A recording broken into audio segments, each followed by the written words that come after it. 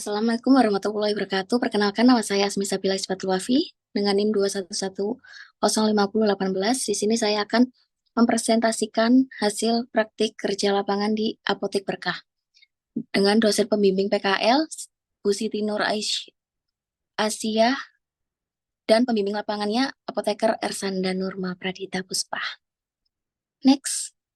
Di sini saya akan menjelaskan profil Apotek Berkah. Apotek Berkah merupakan tempat yang memiliki fungsi sebagai pelayanan kesehatan masyarakat. Dilihat dari fungsinya, apotek ini berfungsi untuk menyediakan obat-obatan yang dibutuhkan masyarakat untuk mewujudkan derajat kesehatan yang baik dan optimal. Apotek Berkah berdiri pada tahun 2020 dan didirikan pada lahan luas 90 meter persegi. Apotek Berkah yang berlokasi di Jalan Raya Peganten, nomor 26 1A, Kelurahan Peganten, Kecamatan Manyar, Kabupaten Gresik, Provinsi Jawa Timur.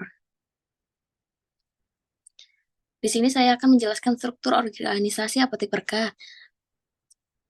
Pemilik sarana apoteknya dengan Bapak Suci, apoteker penanggung jawabnya dengan Apoteker Ersanda Nurma Pradita Puspa, asisten apotekernya dengan Farida Among Suprapti, dan ada 4 tenaga teknik farmasi.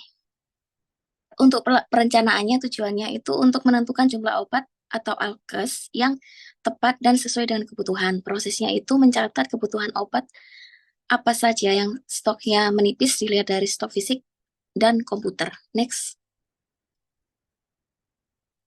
Untuk pengadaannya, tujuannya itu untuk melakukan order sesuai dengan kebutuhan obat yang telah direncanakan dan disetujui oleh APC dan BSA. Hal yang perlu diperhatikan itu PBF yang bisa datang dalam 1 hari. Yang kedua, PBF yang memiliki barang yang lebih lengkap.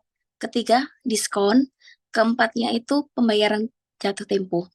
Prosesnya sendiri itu waktu pengadaan di Apotek Berkah dilakukan 2 kali dalam seminggu dengan cara order ke PBF melalui chat ke sales dan order melalui aplikasi. Dokumen yang digunakan dalam pengadaan itu ada surat pesanan atau SP yang telah ditandatangani APC dan sudah distempel. Next. Di sini contoh SP yang ada di Apotek Berkah. Next. Untuk penerimaannya, itu tuh tujuannya untuk mencocokkan kesesuaian jenis obat, jumlah obat, nomor batch, expired faktur.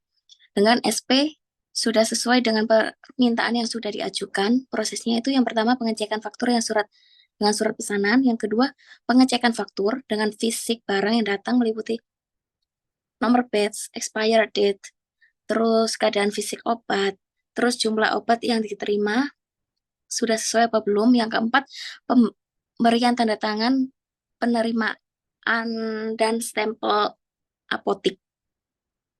Dokumen yang digunakan dalam penerimaan itu ada faktur dan surat pemesanan. Next. Di sini contoh yang kiri itu ada surat pesanan dari Apotek Berkah, yang kanan itu ada faktur dari PBF. Next. Untuk penyimpanannya tujuannya itu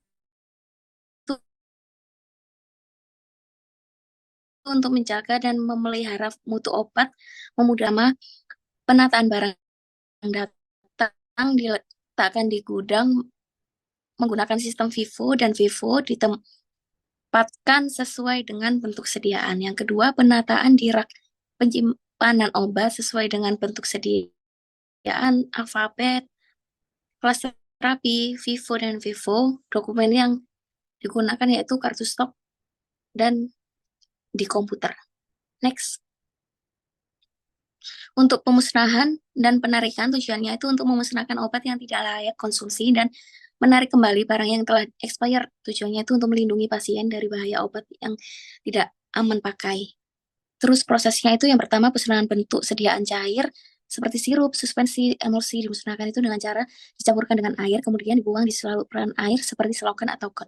Lalu yang kedua, pemusnahan obat sediaan tablet itu tuh biasanya dimusnahkan dengan cara merendam sediaan terlebih dahulu di suatu wadah, lalu ditunggu sampai lebur, hancur, lalu kemudian dibuang di saluran air. Yang ketiga, untuk pemusnahan faktur dan resep Apotek Berkah itu masih belum pernah melakukannya karena berdirinya pun masih di tahun 2020. Yang keempat, itu jika ada informasi penarikan suatu barang, maka barang yang ditarik itu dilakukan oleh BPOM dan BBF. Dokumen yang digunakan dalam pemusnahan dan penarikan itu berita acara. Next.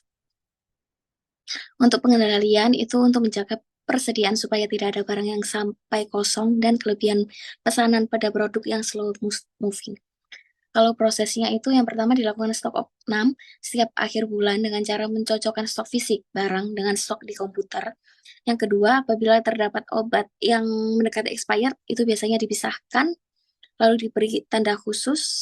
Biasanya itu nanti segera dikeluarkan dan biasanya itu dikasih diskon. Lalu dokumen yang digunakan yaitu kartu stok dari sistem apotek. Next. Untuk pencatatan dan pelaporan itu sebagai bukti bahwa suatu kegiatan telah dilakukan dan mencatat hasilnya lalu melakukan pelaporan. Proses pencatatannya itu mencatat setiap proses seperti pengadaan, itu tuh surat pesanan, faktur, penyimpanan itu kartu stok, dan pencatatan lainnya yang disesuaikan dengan kebutuhan. Proses pelaporannya itu ada pelaporan internal, itu merupakan laporan yang digunakan untuk kebutuhan manajemen apotek meliputi keuangan, barang, dan laporan lainnya. Yang lalu selanjutnya itu ada pelaporan eksternal, pelaporan narkotika dan psikotropika itu biasanya dilakukan di awal bulan setiap tanggal 10 secara online melalui sistem Sipnap dan biasanya dilakukan oleh apotekernya. Next. Di sini ada alur pelayanan resep itu biasanya resep itu diterima lalu di screening resep, lalu mengecek stok dan melihat harganya, lalu menghitung total harga dan persetujuan harga dengan pasien untuk lalu selanjutnya pembuatan kwitansi. Lalu selanjutnya menyiapkan obat, peracikan, lalu pembuatan etiket. Selanjutnya itu penyerahan obat kepada pasien dengan disertai dengan KIE.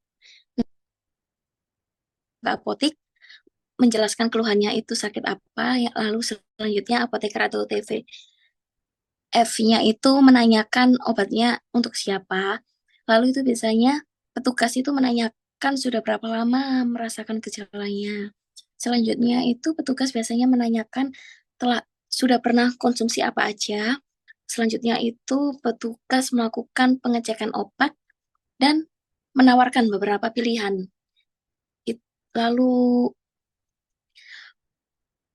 pasiennya biasanya memilih, selanjutnya itu melakukan persetujuan obat apa saja yang akan dibeli, terus selanjutnya itu melakukan pembayaran, dan yang terakhir itu biasanya petugasnya itu melakukan KIE ke pasien.